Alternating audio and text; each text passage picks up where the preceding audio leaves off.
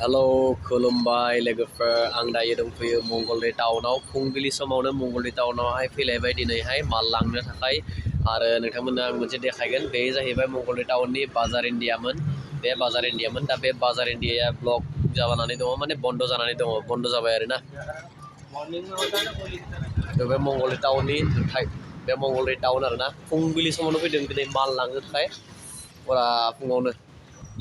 फुरा भिर आरो आं दायो बे बाजार इन्डियाफोरावहाय गारिखौ पार्किं खालामबाय बेनिफ्राय माल लांगोन आरोना थ' नोंथांमोना नायलांबाय था आंनि डेलि ब्लगखौहाय आरो मैया भिडिअ लाबोनो हायासै एसे माने बेस्थ' थानांगौ जाबाय दुकानावहाय एसे बिजि जाबाय थ' बेनिखायनो मैया भिडिअ लाबोनो हायाखिसै दा दिनैहाय आङो फुङावनो माल लांनो फैथ'थ' एसे ब्लग खालामगोन होननानै नोंथांमोननो दिन्थिनो थाखाय नैबे ब्लगखौ खालामबाय थ' नोंथांमोना नायलांबाय थादो ना मा बुङो लोगोफोर बेनो आरोना मंगलदै टाउन बे बाजार इन्डियाया बन्द जाना दङ लोगोफोर बहुत दिन जाबाय बन्द जाबाय मंगलदै टाउननि बे बाजार इन्डियाया बन्द जाबाय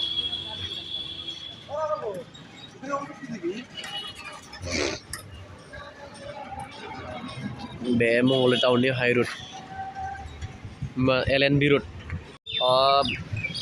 परीक्षा मेट्रिक आरो हायार सेकेन्डारि परीक्षा मोनफैनायनि थाखाय माने गोबां पेन आरो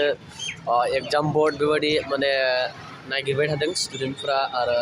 किसुमाना माने बेस्ट उइचेस हैनो थाखाय लाना थांदों क्लाब बेबायदिनो आरोना सोरबा एसे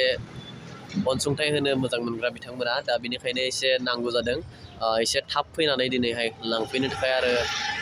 मंगलदै टाउनाव फैनाय जाबाय दिनै सुनिबार अब्लाबो फुंनि भागोआवहाय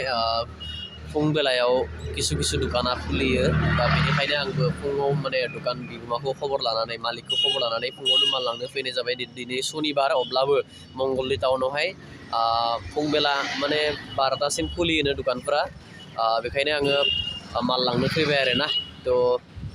मा बुंनो आरोना किसुमाना साननो हागौना बे सुनिबाराव मंगलदै टाउनाव मानो थांदों होननानै सुनिबारावबो मंगलदै टाउना खुलियो किसुमाना आरोना आरो सुनिबारावहाय हिन्जावसाफोरनि मार्केट जायो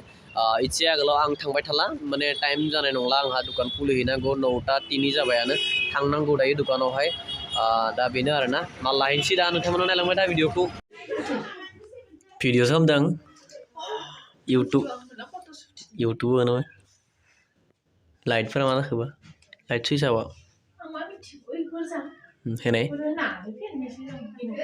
होनानै बन्द' खालामफिन ओइथिंनिखौ होनाय बेलाय दासो मालाय जाखोलाय इस मोदोगिरियाव फायनानै देदलि मारि फैदो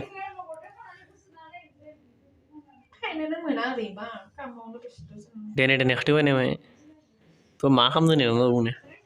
ट्रेडिं खालामनो फैदो लेथ्रा मा गाहामोनलाय ट्रेडिं खालामनो फैदों आं ट्रेडिं हाबाव पार्लाराव मोदैगुरियाव लासिंसिं लाजिगोन नोंखौनो इउटुब होगोन आं मालायनि दुकानाव बिदि हाबला हाबसि खालामो आरो मा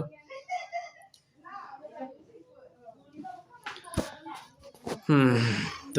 पार्लाराव ट्रेडिं खालामनो नेना दंबाय थायो दुकानिया इथिंद' फैयाखै दाबो बेलाय मा डिजाइन नांगौ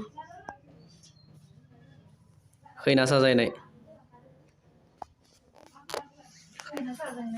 मा नाम बिउटि वेलनेस एकाडेमि मधुबुरियाव बिनि नाम नङा बेसिक बिउटि केयार बार्बेल मेकआप हेयार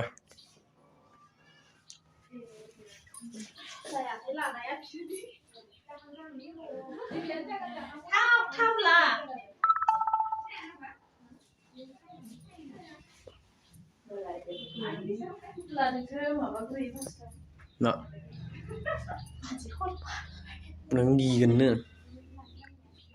माने फुथलानि खानायदों माबा खालामग्रोयो डिजाइन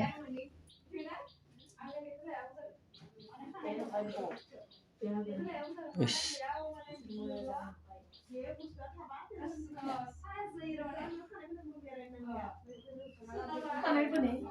हाबायाव थांनो गारबा देलायनो फैदो बोनो ट्रेडिं खालामनो फैदो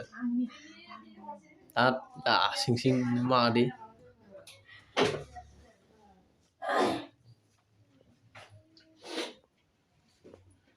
आं दासो भिडिअ बानायदो दे इउटुबाव होगोन ससे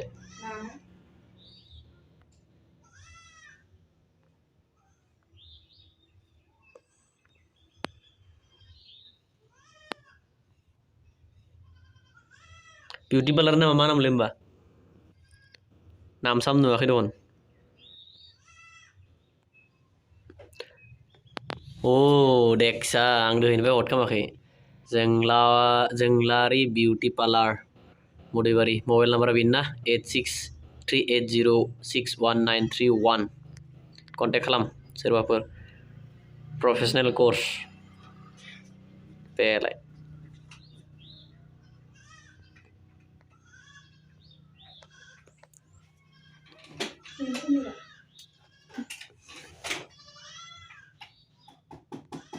Minake sama kan? Minake YouTube ini nanti. सोरखो Minake untuk orang-orang ini ya.